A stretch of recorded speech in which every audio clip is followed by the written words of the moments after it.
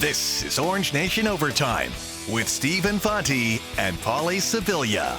Welcome into Orange Nation Overtime, everyone. Alongside Paulie Sibilia, I'm Stephen Fonte, and another day. It's a Wednesday. The topic the same as it was on Monday and Tuesday. Coaching carousel. Who's going to be the next head coach? Again, assuming Syracuse moves on from Adrian Autry. We've been hearing all the same names: Brian Hodgson, Josh Schertz, Mike Hopkins, Jerry McNamara, among others. Have all been kind of mentioned in connection with this job. There's a thought, Paulie, that I keep hearing from the fan base that if Brian Hodgson wins the conference tournament and goes to the NCAA tournament, that will make him the pick. And I keep coming back to that, and I guess the way I look at it is if he's the guy, he's the guy, right, whether or not they lose one game in the conference tournament or not, in my opinion. Yeah, in those one-bid leagues, you can't judge a guy on losing in his tournament. You know, you got to be smarter than that, And if he is the problem I have more with than if he doesn't make the tournament, does. But if he's the big hot shot coach that everybody thinks he is, Syracuse isn't the only school in the running. And everybody seems to think he wants this job. Yeah, that's all well and good. Everybody laughed at me when I said Oklahoma was possibly opening, and that's not a better job. Both schools are top 10. In wins all time. It's crazy to me. Syracuse has played Oklahoma twice, I think, in my lifetime. They lost in the Sweet 16 to them with Blake Griffin. Remember? I do remember. One to get to the Final Four.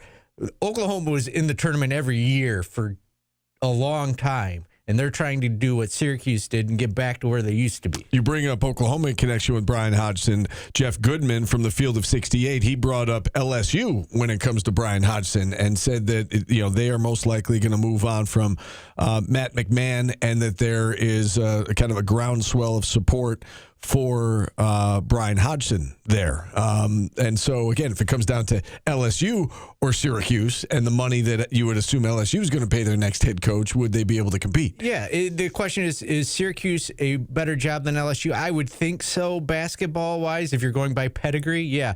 Is Syracuse going to put a competitive number up? Right. To compete with LSU. And again, I don't know that he's the guy. I guess I just look at it as if you think he's the best candidate, regardless of whether or not he wins his conference tournament. And I get that, if he does win his conference tournament, he's going to be a hotter name and it's going to be an easier sell to the fan base and so on and so forth. But if you go through the process and you say, that's our guy, as long as he wins the conference tournament, I don't know that should factor into it. Yeah, but the other thing is we're not the only people that think, that's the biggest up-and-coming name. Right. Let's go. Right. Others are looking at it, no doubt about it.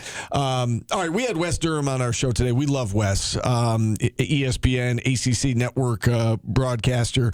And we asked him a lot about the coaching search, the presumed coaching search, but we led him off by asking him about Adrian Autry, the Autry era, and in his opinion, what went wrong over the course of these 3 years. When Freeman came back, I thought all the pieces were in place, right? And I'm sure you guys did too. And then you had a bunch of close losses, correct? I mean, things that just didn't really fall the Orange's way for one reason or another.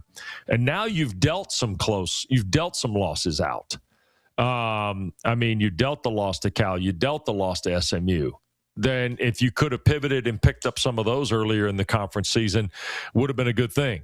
And probably would be a much different discussion than the one that is certainly permeating in Central New York right now. Look, I think they're still a decent basketball team. Unfortunately, they may also be a victim of a really big conference, guys.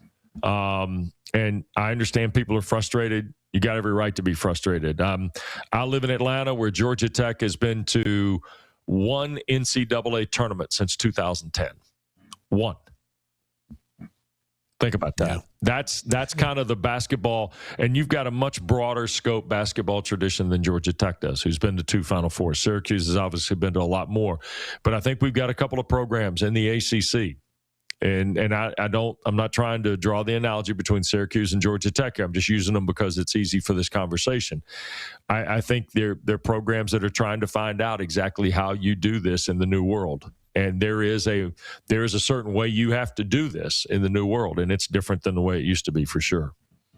Yeah, and along those lines, Wes, we've gotten some pushback on this show. At the beginning of the season, we looked at the roster and the talent. We said, you know what? Yeah, there's enough talent on this roster to make the NCAA tournament. And now as the season has played out, you look at where they sit, and you look at, Paulie and I were talking about the top 8 teams in this conference right now, and I'm just going to rattle them off. Duke, Virginia, Miami, NC State, Carolina, Clemson, Louisville, SMU.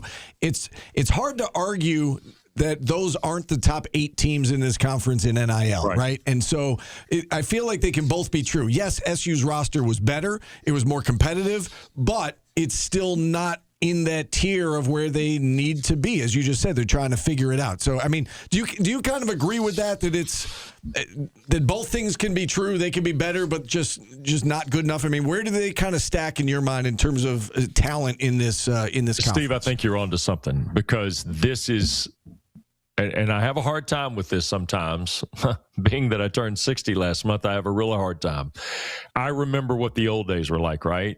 Before the money became one of the principal determinants in what was going to happen, right? And we have to remember that money does impact this. That's part of the reason it occurs, is the dollars that are being handed to the student athlete, or the athlete in this case. How long they're a student is up to them at the particular institution. I do believe the 8 schools you're talking about could very well be the top 8 teams in the league as it relates to money. And I don't think there's any getting around that, right? I mean, that's just what it is. You also look at the top 25 preseason football teams that have been released for 2026. How many of those? Like last year, it was thought that Ohio State and Texas Tech and maybe Georgia were north of $30-some-odd million with their football payrolls, right? Well, if it's going to take $30-some-odd million just for football payrolls, what's it going to start taking with basketball? Because, part of the situation that the ACC was afflicted with last year was there was a question about the amount of money being spent on some of the membership for basketball, right? And I think that's something we all have to understand, that this is not an endless well. There's not a salary cap here. There's not some television revenue pool that gets split up. It's a nice thought, but not everybody gets the same number. And the salary cap is different for everybody, right? That's the competitive nature of the NFL and Major League Baseball and the NBA and all those things. But in college athletics, there is no salary cap. So you can go to infinity and beyond, as Buzz Lightyear likes to say. And I think that's one of the things that's affected college basketball. Remember, there was and you guys probably had this conversation in your market only because of previous history and location. Remember, there was a thought about 18 months ago that the Big East, when the House settlement occurred, that the Big East was going to flourish in basketball because they didn't have football membership. Remember that? Yes, we definitely had that conversation here. Yeah. And look what's happened to the Big East. Yeah. I mean, just to show you, it still matters. Player evaluation counts. Coaching matters. And, oh, by the way, the money matters. Those are the 3 things that ultimately, I think, determine. Look, there have been really good players who don't make a lot of money, and there have been players that haven't performed at a level who've made a lot of money in college athletics. That's just the way this is going to be. And it's, I think, okay to get frustrated with it. But at the same time, if you're places that have proud traditions, such as Syracuse, this change is difficult. This has been a difficult time because this is not about the pride sometimes in the front of the jersey. It's about other things, and that's sometimes a struggle for folks. Wes, what do you also make about the top 4 teams in the ACC seem to be at a different level also? And this year there's also been a ton of blowouts in games where, Louisville's beating NC State by 40. Duke is beating Syracuse by 37 and then almost 50 against Notre Dame the other night. What do you make of that? Well, the bottom 4, let me say the bottom 4, of which one is going to go to Charlotte and the other 3 are going to sit at home. And today that would be Notre Dame, Boston College, and Georgia Tech. The bottom 3, I to this day, NC State helped Georgia Tech win because they shot the ball so bad that day in Raleigh, okay?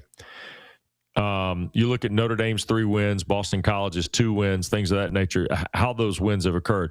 Those teams, I'm not sure financially or even in the neighborhood that they've got. Those 3 in particular, I'm not sure. 4 maybe with Pitt. I'm not sure where Pitt's payroll is. I'm not as confident about Notre Dame, Boston College, and GT. But I know, to your point, Stephen Pauly, they're not in the top 8. They're not. It's just not where it is at those institutions. And I think I've been with you guys before where I said ultimately one day this is going to come down to somebody looking in the mirror and having a hard conversation with themselves about how much they're going to put in this, right? And I think that's part of the question here is how much are we going to put into this? What can be our return on the investment, if you will? And the blowouts are going to be just talent-based, Paulie, in my opinion. Look, Louisville shot the ball like Golden State the night they kicked NC State, okay? Let's be honest. Michael Brown had 45, for heaven's sakes. I watched I watched Virginia beat NC State last night by 29. So it's going to happen from time to time. But more often than not this year, we've gotten really good games. I mean, I think almost 35% of the games have been 5 or less or overtime in conference play. The home winning percentage is one of the lowest we've seen in the last 20 years in the ACC, maybe the lowest going into the last 10 days of the regular season. But, yeah, there are going to be some blowouts. And that's going to be just like you see, how can I say this, Steve? Pro basketball, you're going to see that in pro basketball, right? So, one night, the Warriors might beat the Clippers by 51 or 36 or whatever the number is. So maybe we ought to get used to that a little bit in the ACC too. But more often than not this year, we've had really good games. Yeah, it's a great point. And, you just said a moment ago that schools might have to, have some hard conversations and look themselves in the mirror. Is that kind of what they're doing at Wake Forest with Steve Forbes, where the results haven't been great, but they look at it and they say, you know what? We think he's a good coach. We realize the limitations here. We know this is a tough job. Right. If we get rid of him, it could go the other way. It could go backwards. So we're going to stick with the guy we think is a pretty good coach and try and figure out the resources and this new this new day and age. Is this the reason you're asking me about Steve Forbes? Because we don't want to address you don't want another opinion about what's going on in the Orange. We're going to get to that. Okay. We're going to get to that. I was just checking to see where the water was, how deep the water was on this. Look, I think it's more important than ever that if you make a change, okay, for a lot of reasons, but maybe roster management being the most important, if you're going to make a change, you probably need to have an idea of where you're going to go when you make the change. How's that? Like, Steve Forbes, to me, is a really good basketball coach. Is Wake Forest handcuffed financially? Maybe so. I don't know that to be true, so it's hard for me to validate it. They've got good players. Juke Harris is a really good player. I like Nate Calmise. I think they've done a nice job there. Miles Colvin is a good player. I like the young freshmen they brought in, guys like that. The Sebastian Akins kid who's filled in for Calmise has had some moments. Schwieger, the kid from, I guess it's Valpo, who's played there, he's a good player. But for me, the guy who they probably have to worry about, like leaving at the end of the regular season, is Juke Harris, because he's had games of 20-plus against the ACC a half dozen times, I think 4 or 5 for sure. Steve Forbes, good basketball coach. You got to keep your team healthy. Your evaluations become more critical the tighter your budget is, Steve, in my opinion. And will they keep him because of money? Sure they will. It wouldn't be different than what Florida State basically said they were going to do, right? They kept Mike Norvell because of money. And look, you have to be careful with your money. It's not just money going to the players. Think about how many millions of dollars change hands when you change a staff out. And, equate it to the NFL where John Harbaugh wanted $20 million a year and 10 for staff. That's a lot of dollars. And the college level, it's not going to be that high, I guess. Maybe one day we'll get there. But for me, I think ADs and universities and other institutions have to think about those changes ahead of time, maybe more so than are we going to make the change? And once you decide you are, then you have to have a plan of what your next change is going to be too. All right, let's move on to Coach Autry as you just. I figured we'd get there at some point, but yeah, I mean, you guys have heard from you guys when Tim sent me the note. I thought, okay, well, they've talked to everybody, so now they're going to ask me. How's that? Yeah. What are your take on his tenure here, and what do you think they should do moving forward? Well, I'd like to know more about the change in the landscape of the institution first. Red has obviously taken the job when Jim retired. I know how emotional this is for both of those guys in particular, and I'm sure a lot of people who are Syracuse fans of all kinds, those that went to Newhouse and the other ones I don't know, right? I know how the passion rolls up there, and I respect it, and I think it's great for the ACC. But if you're going to do something here, you better have an idea what you're going to do, and you better have a plan. and be able to execute the plan timely because of the roster situation. Here's the other thing I would ask you guys. You're in a time of change up there, and not just basketball potentially. You got a new AD. You're going to have a new chancellor. All those things are coming into play. How's the alignment going to work if the two people who are coming in there haven't been involved in the move here? How does that work for you guys? I mean, what is the general public feel on that? What's the feel of the AD and the chancellor going to be if those changes are made? And by the way, then they get hired. I think it goes back to answer your question, Wes, I think it goes back to if you're going to make a move, you know what you're going to do. And I think, Paulie and I are on the same page with this. We believe they know who the next chancellor is going to be, and they're moving quickly with the AD search. So my guess is they're probably going to have both in place, even if it's just behind the scenes, by mid-March, I would think. If that's the case, then you're free to make the move that you want to make if you feel desired to do so for basketball. And I've heard all the names that you guys have talked about and others have about, I started seeing this stuff, it feels like a month ago. But, I understand it's also a tricky situation. There's a lot of heritage there. It's much like when, Roy Williams retired, guys. I mean, the immediate candidates were all Carolina guys, right? And I know that they're talking about speculation about guys who are outside the program and things like that. For me, I think that's unfair to Red. He deserves to finish it out a little bit. But at the same time, too, I understand that, the landscape has also changed. And if you don't know what the landscape has changed to or what it can change to, then that's also going to affect who's interested in your product, too. And by product, I mean candidate for the job, because that's going to determine the money you're going to pay, not just the coach and his staff, but the players' payroll is going to determine who your pool is for maybe the head coaching job itself. Wes, I know your time is precious. I don't want to take too much of it here, but I do want to follow up just on the coaching question with you about, one thing that we've been talking a lot about on our show is the in the family hire versus the outside the family hire. There's a faction of the fan base that is saying you can't go to the Jim Boeheim coaching tree, and there's another faction of the fan base saying Mike Hopkins, Jerry McNamara, they're both, they both should get looked at for this job. Do you have a strong feeling about that topic? Do you have a strong feeling about any of the names you've been hearing, whether it's Hop, GMAC, or outside the family with somebody like Brian Hodgson? Is this where Paulie, Steve is leaning on me for the fact I grew up around Carolina as much as the fact that he's asking me about Syracuse? Your question's fair, first of all, and I think it's a fair discussion to have. And if you've been a Syracuse fan a long time, you know how this can impact across all borders, right? I mean, this is just not a singular conversation. This is a conversation where, but Steve and Paulie, here's the other part too. You got to get it right. Okay. Yeah. You can do whatever you want to do, but you got to get it right. And when I say get it right, not win the press conference, get it right. I'm talking about you're hiring a coach, get it right. And that's a tough one here. That's a tough one. Because the people you're talking about within the family, so to speak, Steve, they know all the hurdles. They already know. Jerry McNamara may want the job. Jerry McNamara knows what the problems are at Syracuse. So my questions for Jerry McNamara in an interview are going to be different than the ones for Brian Hodgson. Now, Brian Hodgson's been was at Arkansas State, 2 years? Is that right? A couple years, yeah. He's now 1 year at USF, and I happen to know, I don't know him, but I know of him. Brian was at USF.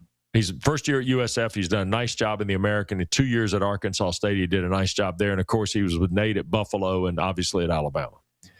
For me, Brian Hodgson, he's from Olean, right? Is that right? Okay. Correct.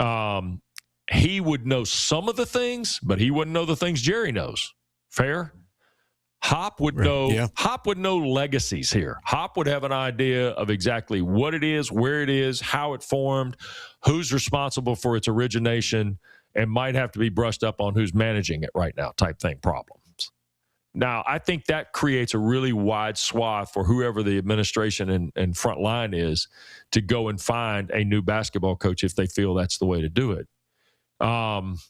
It's a tough decision. That's the great Wes Durham joining us on the Orange Nation radio show earlier today. What do you think has been the biggest issue for this team this season? I just think they built a bad roster. Yeah, I do. I think there's too many deficiencies. It's all guys that can do one thing great and nothing else. You know, they're far more athletic. They're far more talented than last year.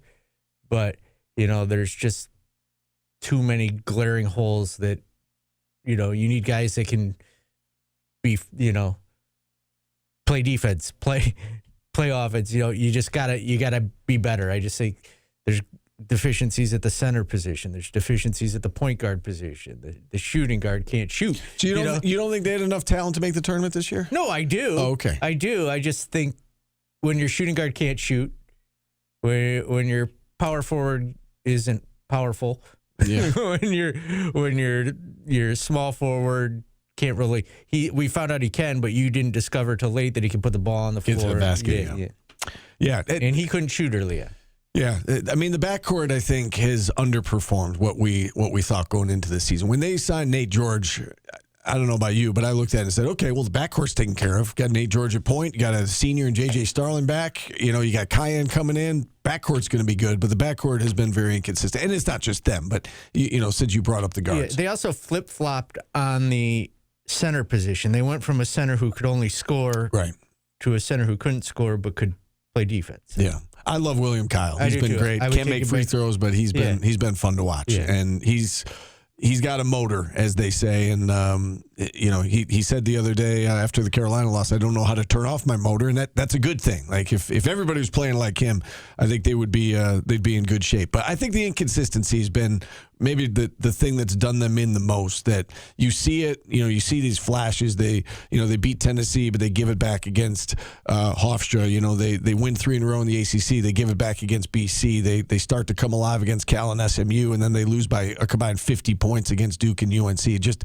they have not been consistent, and they've given away some close games. You know, Clemson, Virginia Tech, just to name a couple that went right down to the wire.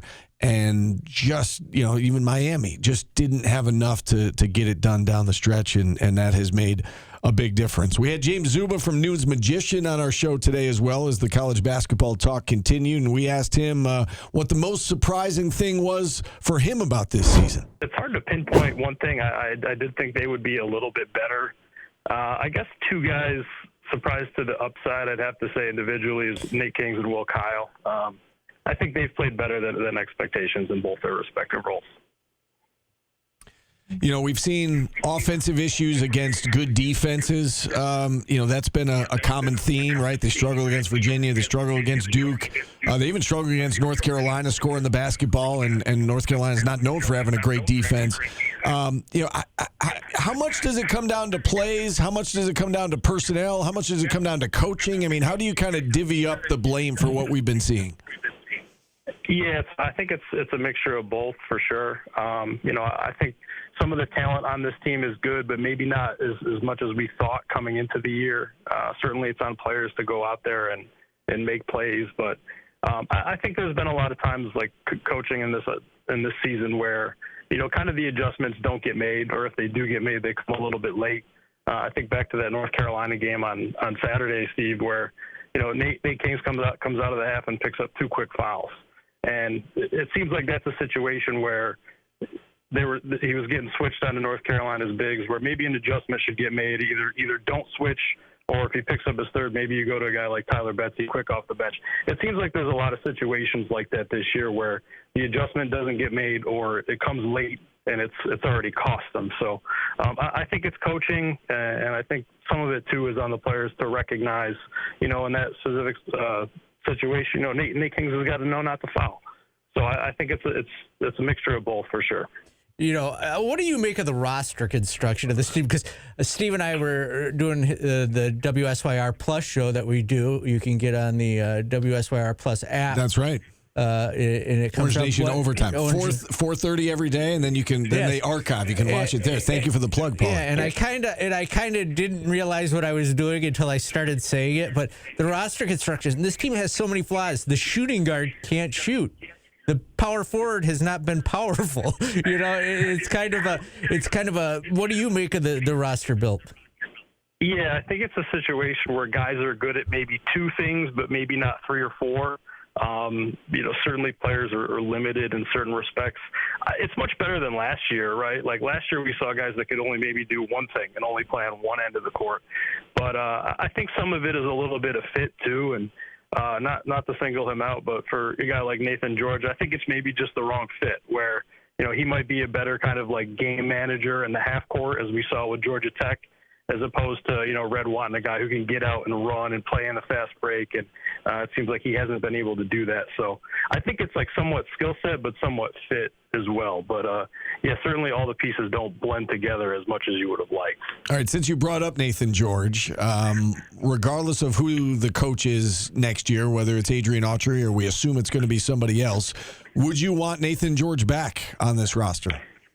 Yeah, Steve, and I'm with you on this one. I think it was last week I heard your comments on it. But, yeah, it's a guy that maybe you'd want back, but maybe at the right price or maybe for a lesser kind of role. Guys can get better.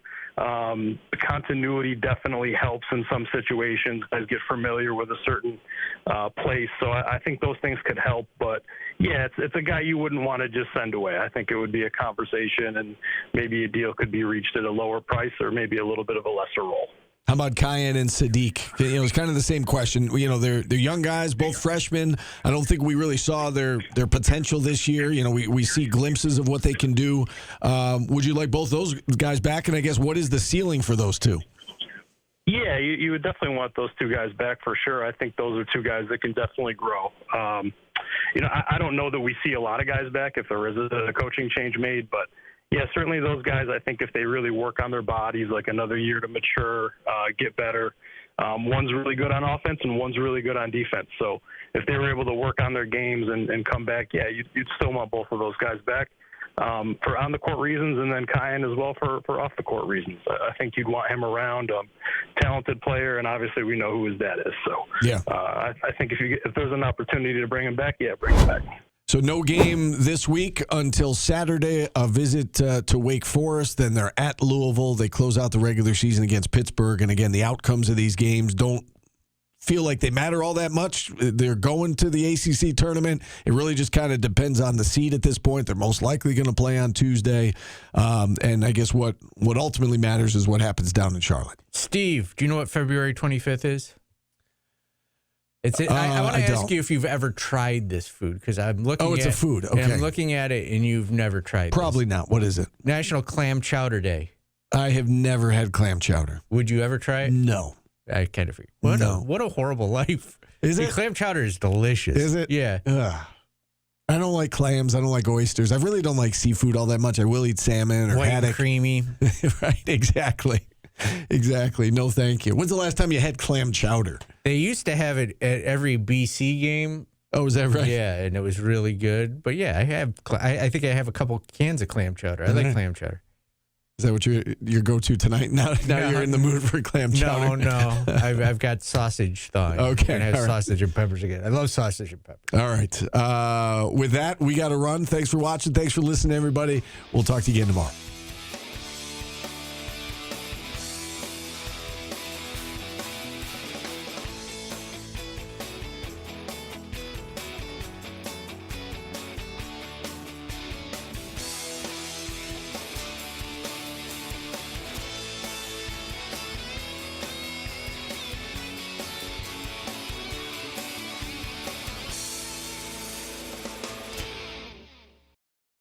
Download the WSYR Plus app on your TV to stream News Channel 9 for free. Just go to your smart TV, search WSYR Plus in the App Store, and download to start streaming today.